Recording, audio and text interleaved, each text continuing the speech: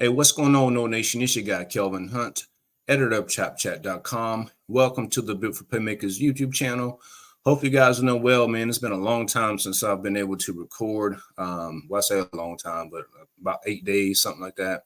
Life's been crazy, been working a lot of hours, but finally found an opportunity to get in here and give you some thoughts. Going to talk mainly FSU recruiting, if you couldn't tell by the title. FSU wrapped up the 2024 recruiting cycle, and we're talking high school players, obviously, this week with the now almost defunct National Signing Day. FSU, didn't have any news on that signing day, and that's a good thing. FSU wrapped up their class in December for the most part. The last addition was Amaree Williams, four-star blue chip defensive end who reclassified from 2025 to 2024. Reportedly signed in December, but waited to announce his commitment, in early February there. So 23 commitments, 16 blue chip players. And I'm seeing some fans talk about, being disappointed with the recruiting class. And we're going to talk about that. We're going to talk about the transfer portal additions for the 2024.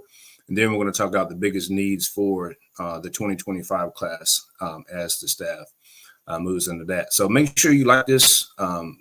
Subscribe if you haven't, if you're FSU fan. Share this on social media. We appreciate all the support.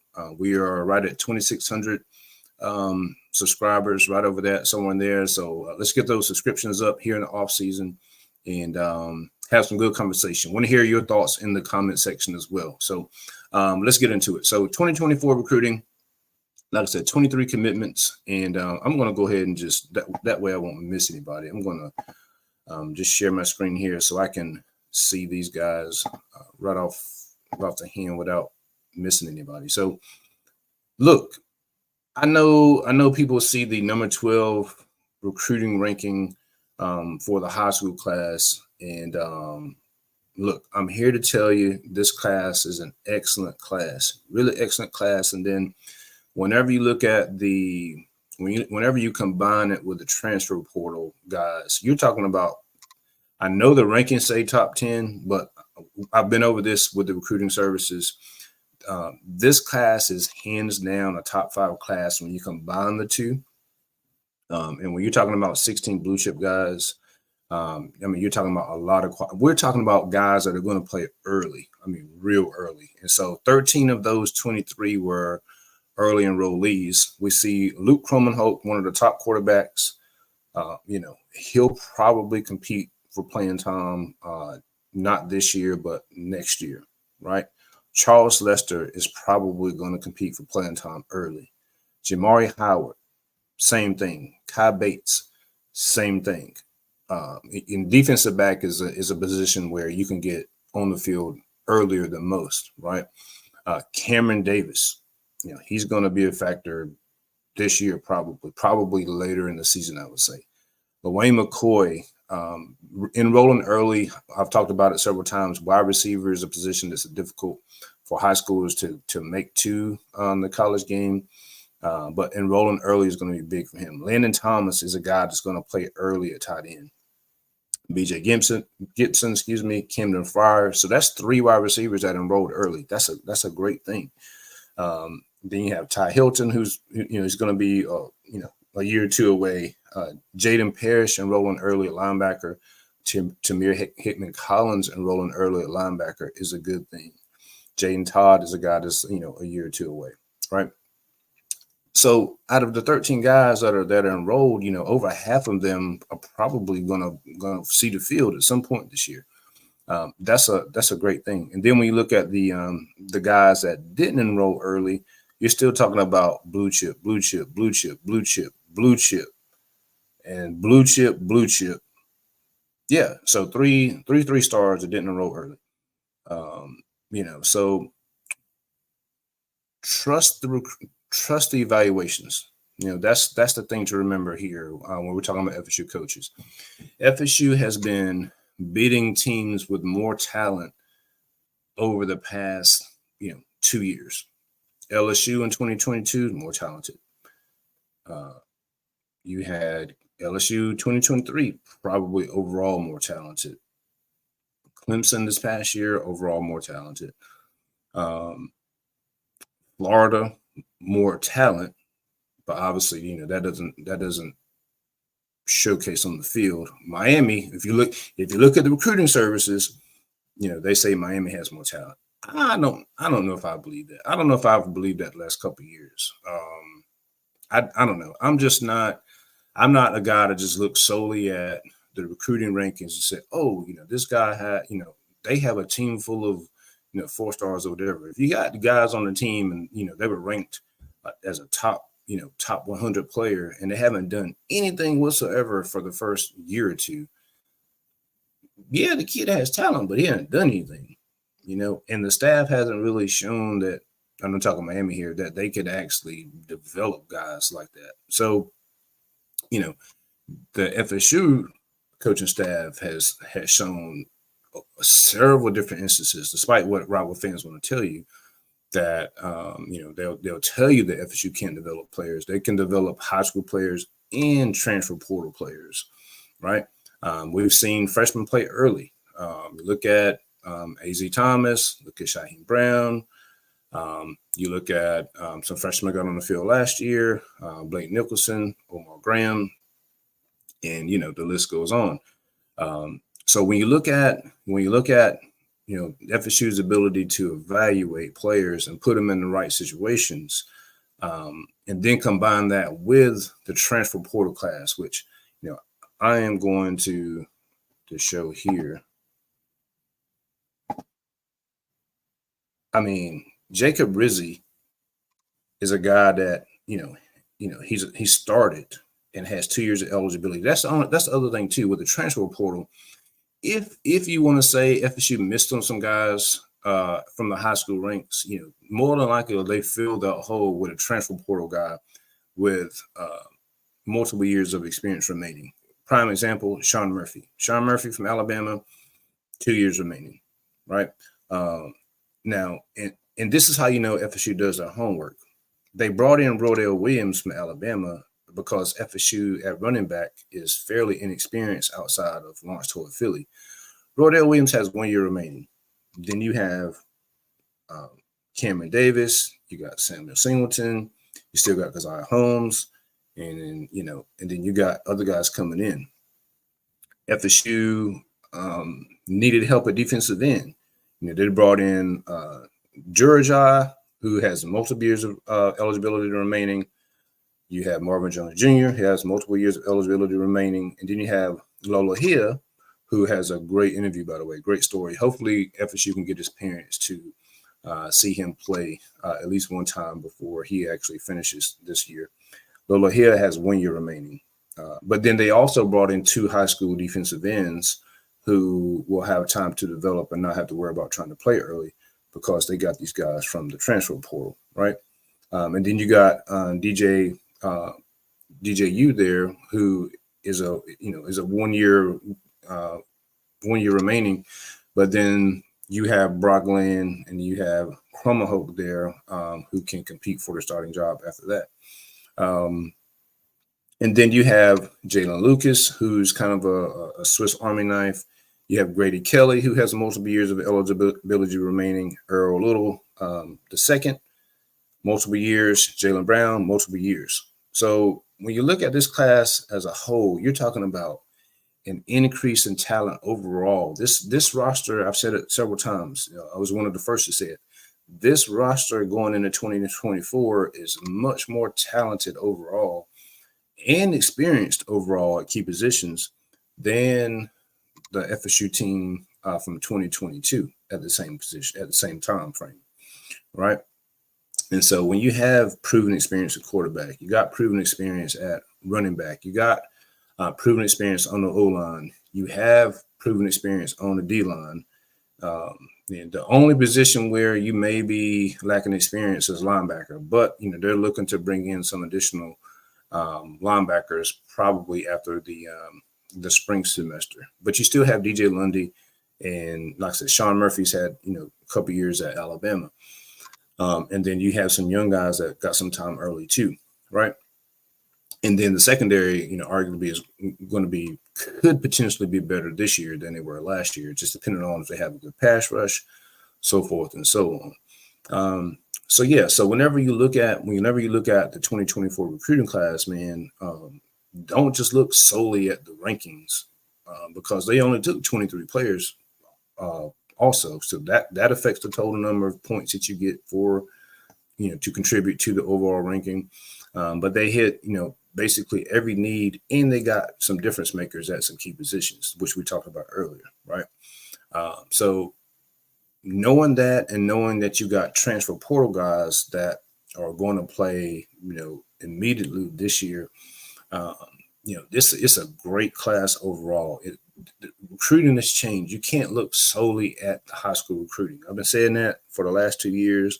We still have some guys that are just hell-bent on, looking at archaic rankings solely for high school players, and it's just not the same anymore. Top 5 recruiting classes in high school don't mean near as much as they used to, because guys can just go and come as they want. Prime example is Jaylen Brown. Jaylen Brown didn't sign with FSU in 2023, went to LSU, didn't play a single snap. Now he's at FSU. Still with 4 years of eligibility remaining. Was a top 100 player, top 75 player, I think it was, So you gotta change your way of thinking as far as just looking solely at the rankings. You gotta look at, are the recruiting class, are they getting in, great guys on and off the field? And that's one thing I want to hit on also, is when you listen to these guys, their interviews, when they talk to the media, I mean, these freshmen sound like guys that have been in college for 1 or 2 years. Most of them are wild beyond their years. They're not stuttering and fumbling all over the words. When you look at the transfer portal guys, same thing. These guys are polished. And one common denominator too is when you listen to these transfer portal guys, one reason they said that they came to FSU the second go around is, Mike Norvell, told them whenever he was recruiting out of high school what he was going to do, and he did exactly what he said he was going to do. He said he was going to get FSU back to where they were competing for championships. And the crazy part is Mike Norvell did that while knowing roster wasn't where it needed to be. Right, he was confident in his process and knowing what he was capable of as a coach, and he took those guys that were less heralded or whatever, and molded this FSU program and put in the work. And FSU has gone from won 10 games, 5 games in 2021, 10 games in 2022, and then 13 in 2023. And so what that's going to do is, that success is going to parlay into, I wrote about this on Shop Chat, that's going to parlay into success over, in the 2025 recruiting class. And so whenever you talk about, 2025, those guys no longer, the negative recruiting that, these opposing teams used to use. Oh, well, you don't know if Mike Norvell is going to be there in a year or two. Can't use that anymore. He just turned down Alabama, signed an extension for 8 years, right? Odell Higgins might not be there next year. Just signed an extension. Then you look at, they might not make the playoffs next year. 12-team playoff, and FSU is suing to leave the ACC. So you probably can't use not being in the SEC or the Big Ten anymore, because FSU is working to leave that conference, right? FSU, they don't develop players. Well, FSU is probably going to have anywhere from 8 to 10, possibly 11 guys drafted in the upcoming draft. I mean, what can opposing teams use? Mike Norvell can't recruit high schoolers. Well, he just signed 16 blue chip guys, more than Miami, more than Florida. I mean, what are they going to say, right? And so these 2025 high schoolers have seen FSU find consistency on the field, right? If you go back to 2021, they finished the final 8 games. They went 5-3. Then they won, 10 games in 2022 and then 13. So, and the crazy part is, if you take away the Orange Bowl loss, which is, I don't even count that game's a joke. FSU only lost 6 games. When you look at the final 8 games in 2021, and then 2022, and then 2023, FSU lost 6 games in that time frame, and 3 of those games were by a touchdown or less. And another one of those games was when half of FSU's team had the flu against NC State, and Jordan Travis didn't play. I mean, and another one was Clemson. They lost by 10 in 2021, but it should have been they only lost by 3 because of the end of that game was a fluke when Clemson scored that late touchdown, right? So when you look at the on-field success, those 2025 guys have seen it, for the better part of 2 years or more. And everything that Mike Norvell has said has been telling them, because they've been recruiting these guys for the last 3 years. These offers for 2025 went out back in 2022, if not before then. And so, these relationships they've been building, Mike Norvell's been telling them what's going to happen. They've seen that transition. They've seen that progress of FSU. So that's why you've seen a higher caliber of players on campus for FSU's junior days here in January and February of this year. And you see that they have 4 commitments for 2025 already, and they're all blue chip players right now, according to the rankings. But again, trust FSU's, trust the staff's ability to evaluate. But yeah, so let's talk about what some of the biggest needs are in 2025. So FSU, obviously, I'm talking about, they already have a quarterback, they already have a linebacker, they already have, we're trying to think here. They already have, I think they got a safety. I think it is. Let me double check this before I tell you some lies here. I'm sorry. I know this is great YouTubing, but okay, yeah. Offensive tackle, edge, linebacker, quarterback. All key positions, right? But when we look at what FSU needs moving forward, they're going to lose Alex Mastromano, punter. I know you may, well, you may laugh at punter, but Mastromano has been excellent, and he's played a big part in FSU's success the past couple of years because he's been able to pin teams deep, win the field position battle, not allow hardly any punt returns. So, field position is big, especially when you have a good defense like FSU has the past couple of years, right? So they got to find a punter. They haven't signed a punter since Mastromano in the 2020 class. And then you also need a tight end, and I mean a good tight end. FSU has Kyle Morlock, but they lost Jaheim Bell to the NFL draft. They lost Marquise Douglas, who transferred to Arizona State. And they have Landon Thomas, who's a freshman. They have Jarrell Powers. They have Brian Courtney. And,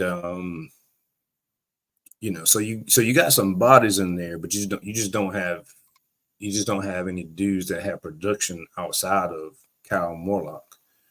And so, it's going to be imperative to get a guy to continue to stack talent, recruiting year after recruiting year at that position. So, we'll see what FSU is able to do there. But tight end is going to be a position where they need to hit again, because last year with Landon Thomas was the first time they really got like a true big time tight end. So tight end is going to be really important for FSU to hit in 2025. Also, they're going to lose Darius Washington. They're going to lose Amaree Smith on the interior, and they could lose someone else. So Darius Washington and Amaree Smith are the only guys FSU has on the roster right now that can really play center. And FSU has, they've been selective in the high school ranks as far as offensive guys. They've taken a lot of guys who are probably going to be tackles. They haven't gotten any just real straight up true interior guys, aside from Andre Otto in 2023. I know they're looking to groom him for the center position, but they're going to need some interior guys, some big guys to help move things on the line of scrimmage, because that's where FSU's been weak in the past couple of years. Short yardage situations, just the inability to move people. That's been a hindrance on the O-line. So big time interior guys or guys that can play center. That's going to be a really important position for FSU to hit on in 2025.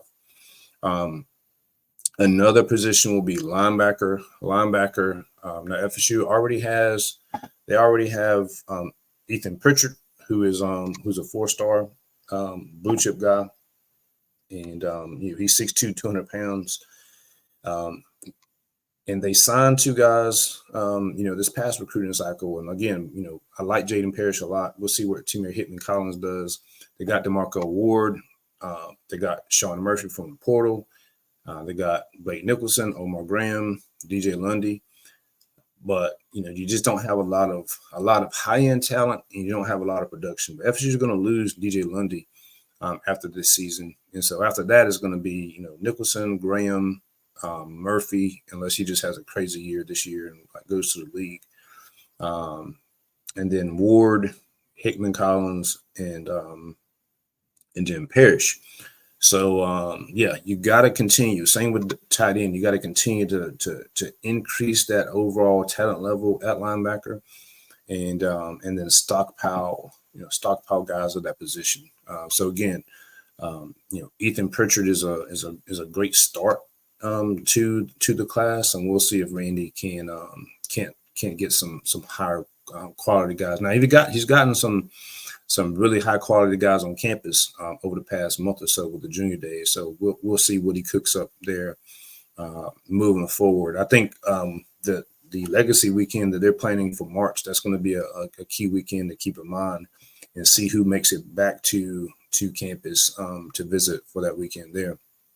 But I think the most important position that FSU has to hit on in 2025 is going to be the defensive tackle position. I'll say defensive tackle and defensive end, but more so defensive tackle, because they're going to lose Joshua Farmer probably after this year. You're going to lose Daryl Jackson after this year. So that kind of leaves Daniel Lyons, KJ Sampson, Grady Little, and then you have the 2 guys they brought in, they signed for 2024, but those guys didn't enroll early either. So it's going to probably be a year or 2 before they can contribute. And so, FSU has only signed 1 blue chip defensive tackle since 2018. In 2018, they signed Robert Cooper and KJ Sampson in 2023, and he was the only defensive tackle that FSU took from the high school ranks that year. He was a blue chip guy. Odell is great at developing, and I think just the age that Odell is, he's getting on up there. Same with Randy Shannon.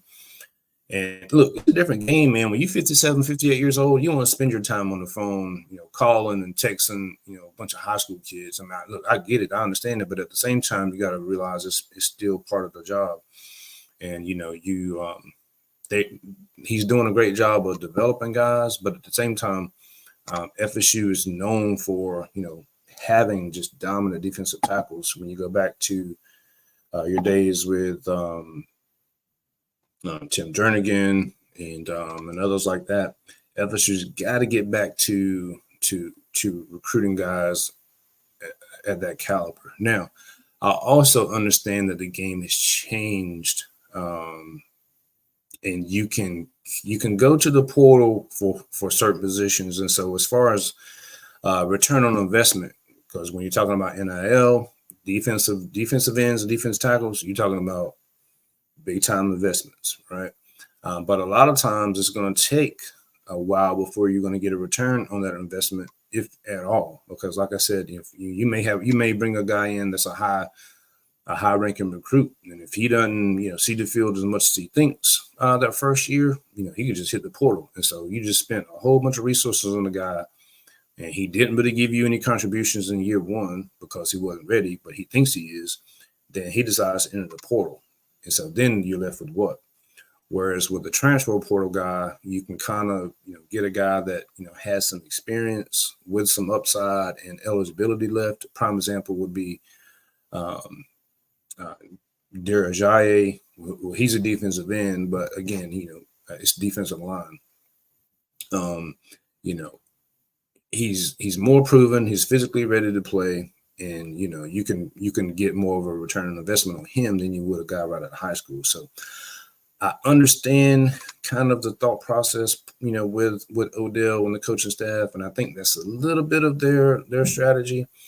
But at the same time, I feel like they do need to increase that